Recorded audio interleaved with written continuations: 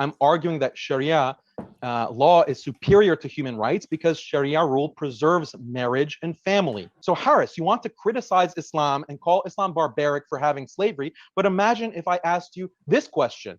Do you support using weapons in war? Do you support using guns to shoot people or swords to stab people and kill people? Do you support that? Because all of that is violent. All of that is barbaric. Presumably, you'd say, yeah, of course I support weapons and killing, because how else are you going to fight war and defend yourself? Well, that's exactly the point with slavery. In the pre-modern period, you couldn't have war without slavery any more than you could have war without weapons and killing.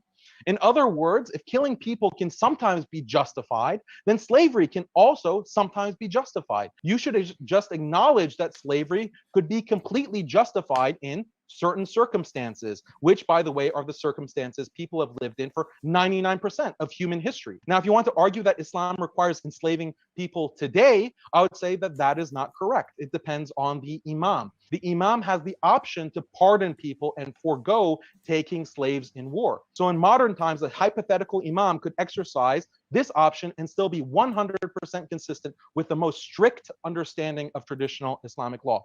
You could respond to me and say, well, Daniel, fine, slavery could be justified in the past, but now with modern technology, modern weapons, clearly slavery could never be justified. That means Islamic rules regarding slavery are not justifiable in our modern context, which means at least one aspect of Islamic law is obsolete.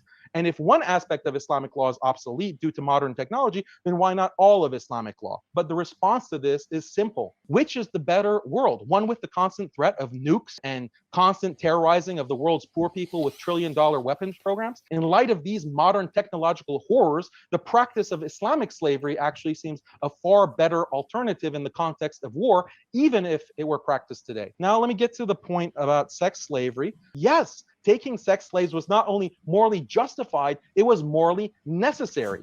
And really, that's enough for the argument, but it's worth noting that the Sharia's rules on concubines and slaves in general are the most humane out of any other civilization. Islam explicitly gives slaves many rights. They can't be mutilated, they can't be killed, they can't be prostituted. For women, if she gives birth to her master's baby, the baby is free, and she also is freed automatically when her master dies. And I think the audience sees that.